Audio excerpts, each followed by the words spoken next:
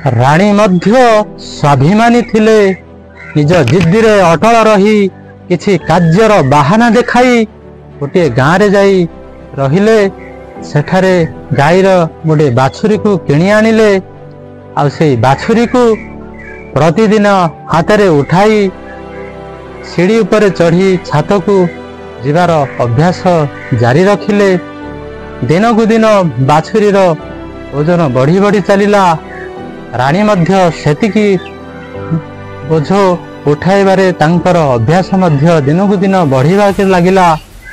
एभली 3 वर्ष परे राजा बहराम दिने देखिले गोटे महिला हाथ रे गोटाए बलद धरी छात उपर को चढ़ुथिबार देखि से आश्चर्य हो गले।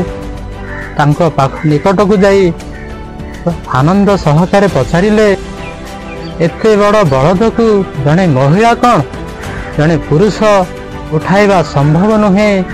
आपण तो ताको हाथ रे उठाई छात उपर को किपरि चढ़ी जाउछंती।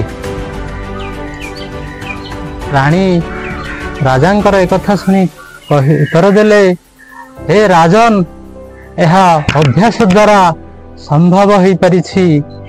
मु आकु छोट बाछुरी अवस्था उठाई उठाई ए बलद अवस्था पर्यंत ताकु हाथ रे उठाई छात उपर को सबुबले मोर अभ्यास जारी रखिछि। तेणु यह मोर अभ्यास द्वारा ही संभव हो पारिछि।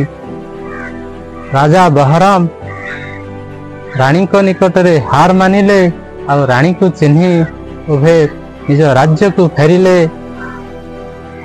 एई कहानी रु आमे दुईटी जिनिस शिक्षा लाभ कले। गोटे हला राजा रानी को छोट बोली भाबुथिले किंतु काहारी को केबे छोट बोली भाबिबा नाही। आउ द्वितीय कथा हला प्रतिदिन आमे अभ्यास जारी रखिबा जहा द्वारा आमे निश्चित गोटे बड़ सफलता अर्जन करि परिबा। आजिर ई वीडियो वार्ता विषय वस्तु यदि आपणको किसी नीति शिक्षा किसी मंगल उद्देश्य किसी प्रेरणादायक यदि होता है ताहले आमर चैनल को लाइक सब्सक्राइब बहुमात्रा रे शेयर करने को अनुरोध। आउ शेष रे मोर छोट छोट पिलामानकु पाठ पढ़ुथिबा पिलामानकु अनुरोध करुछि जे तुमे सबुदिने निजर पाठ पढ़ा जारी रख, किछि किछि पाठ अभ्यास कर, जहा द्वारा कि तुमे निश्चित दिने तुमर उद्देश्य सफल उद्देश्य रे पहुंची परिबो। निश्चित दिने गोटे बड़ सफलता अर्जन करि परिबो। पालन कले तुमर मंगल हेबो।